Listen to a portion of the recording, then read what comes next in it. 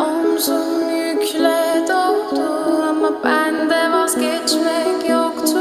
Bitmedi, bitmedi, bitirmedim. Ben özel değilim ya da öyle bir şey, ama sen varken hep böyle hissettim, böyle hissettim.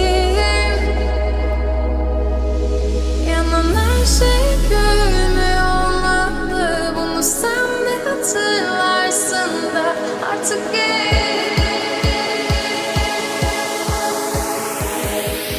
böyle hissettim.